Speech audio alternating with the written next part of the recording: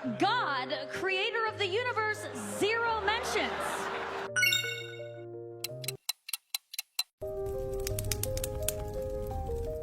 কল্পনা করুন, বিশ্বের সবচেয়ে গ্ল্যামারাস স্টেজ, যেখানে উপস্থিত সবচেয়ে বড় বড় তারকা, ঝলমলে পোশাক, ফ্ল্যাশিং ক্যামেরা এবং একে অপরকে অভিনন্দন জানানোর মুহূর্ত।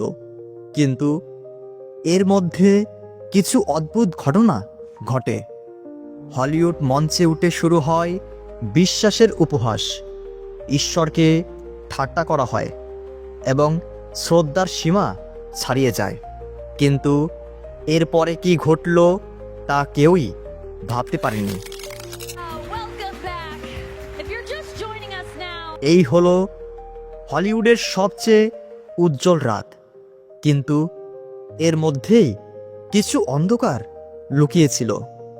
তারকারা যখন তাদের সাফল্য উদযাপন করছেন, তখন তাদের কৃতজ্ঞতার তালিকায় ঈশ্বরের নাম অনুপস্থিত। 3 ঘন্টার গ্ল্যামার, হাস্যরস এবং তালি, তবে মহাবিশ্বের স্রষ্টার নাম সম্মানের সাথে উচ্চারিত হয়নি। ঈশ্বরকে উপহাস করা হলিউডের জন্য নতুন কিছু নয়, তারা বারবার এমন কাজ করেছে। কিন্তু ঠিক 48 ঘন্টা পর এমন কিছু ঘটল যা সবাইকে চুপ করে ফেলল। হলিউডের ইতিহাসে এমন বহু সময় এসেছে যখন তারকারা সীমা ছাড়িয়ে গেছে। মাঝে মাঝে তারা ঈশ্বরের প্রতি ঠাট্টা করে থাকে। তবে প্রশ্ন হলো, কেন হলিউড ঈশ্বরকে নিয়ে ঠাট্টা করে? 2 তিমথিও 3 অধ্যায় 1 থেকে তার 5 পদ অনুযায়ী, শেষকালে এমন সময় উপস্থিত হবে যে মানুষ কেবল নিজেকে ভালোবাসবে, টাকা লোভী হবে, গর্ব করবে, অহংকার করবে। ঈশ্বরকে ভালো না বেসে জাগতিক সুখকে ভালোবাসবে এবং ঈশ্বর ভক্তির শক্তিকেই তারা অস্বীকার করবে। বাইবেলের এই পথ আজ স্পষ্ট, কারণ হলিউডের কর্মকাণ্ড বা ঈশ্বরের প্রতি তাদের ভক্তিহীন কথা তা প্রকাশ করেছে, যার পরিণতি হিসাবে তারা আজ ঈশ্বরের ক্রোধের মধ্যে পড়েছে। লস অ্যাঞ্জেলেসে হলিউডের কেন্দ্রস্থল হঠাৎ করেই ভয়াবহ দাবানলের কবলে পড়ে। দাবানলটি শহরটির এক বিশাল অংশে ছড়িয়ে পড়ে। হাজার হাজার একর জমি পুড়ে যায়, আর হাজার হাজার মানুষ জীবনের ঝুঁকি নিয়ে বাড়িঘর ত্যাগ করতে বাধ্য হয়। কর্তৃপক্ষ সাধ্যমতো উদ্ধার কাজ চালালেও এক তীব্র সংকটে পড়ে যায়। এই ভয়াবহ ঘটনাটি সবাইকে এক চমকপ্রদ প্রশ্নের মুখে ফেলে। এটা কি একটি ঈশ্বরের বার্তা? গালাতীয় 6 অধ্যায় 7 থেকে তার 8 পদে বলা হয়েছে, তোমরা ভুল করো না, ঈশ্বরের সঙ্গে তামাশা চলে না, কারণ যে যা বুনবে সে তাই কাটবে। পাপ স্বভাবকে খুশি করবার বীজ বুনলে তা থেকে ধ্বংসের ফসল আসবে।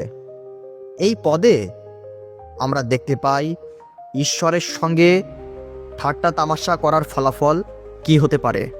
পিতা ঈশ্বর হলেন আমাদের সৃষ্টিকর্তা, যিনি সমস্ত সম্মান, প্রশংসা ও আরাধনার যোগ্য। কিন্তু সেই সৃষ্টি মানুষ যদি সেই সৃষ্টিকর্তা ঈশ্বরকে সম্মানের বদলে অসম্মান করে, তবে সেখানে ঈশ্বরের শাস্তি নেমে আসবে। বাইবেলে এমন উদাহরণ অনেক আছে। 1 নোহের সময়ে মানুষের পাপ। সদাপ্রভু দেখলেন পৃথিবীতে মানুষের দুষ্টতা খুবই বেড়ে গেছে। তখন বন্যা দিয়ে সমস্ত দুষ্ট লোকদের ধ্বংস করেছিলেন। দেখুন আদিপুস্তক 6 এবং 7 অধ্যায়। 2 সদম ও গমোরা ধ্বংস। সদম ও গমোরার লোকেরা ঈশ্বরের নীতি, নির্দেশ এবং নৈতিকতাকে সম্পূর্ণ অবজ্ঞা করেছিল। তাদের পাপ এতটাই বেড়ে গিয়েছিল যে ঈশ্বর সেই শহরগুলোকে ধ্বংস করেন। দেখুন আদিপুস্তক 19 অধ্যায় 24 থেকে তার 25 পদ। বাইবেলের এই সত্য ঘটনাগুলো আমাদের আরও সতর্ক করছে ঈশ্বর হলো ন্যায় বিচারক, তার সঙ্গে তামাশা চলে না। হলিউডের প্রতি ঈশ্বরের এই ধরনের প্রতিক্রিয়া আমাদের প্রত্যেকের জন্য একটি কঠোর বার্তা। এই ঘটনা আমাদের মনে করিয়ে দেয় যে ঈশ্বর কখনো নিঃশব্দে দাঁড়িয়ে থাকেন না। তার ইচ্ছা, তার বিচার এবং আমাদের প্রতি তার দয়া সবসময় প্রকাশ পায়, তা বিশ্বের যে কোণে হোক না কেন। এই তো ব্রাজিলে এমন একটি ঘটনা ঘটেছিল যেখানে খ্রিস্টকে উপহাস করার পর কিছু অপ্রত্যাশিত ঘটনা ঘটেছে। উদাহরণস্বরূপ 2019 সালের কার্নিভালে একটি সাম্বা স্কুলের প্রদর্শনীতে শয়তানকে যীশুখ্রিস্টের উপর বিজয়ী হিসাবে দেখানো হয়েছিল। এই প্রদর্শনীর কয়েকদিন পরেই রিও ডি জেনেইরোতে একটি ভয়াবহ বন্যা হয়, যা অনেকের জীবন কেড়ে নেয় এবং ব্যাপক ক্ষয়ক্ষতি হয়। এই ঘটনা আমাদের কাছে একটি শক্তিশালী বার্তা নিয়ে আসে। ঈশ্বরের প্রতি উপহাস বা তার মহিমাকে অসম্মান করা কখনোই ভালো হয় না। ঈশ্বর তার ইচ্ছা অনুযায়ী কাজ করেন এবং তার বিচার অপ্রতিরোধ্য।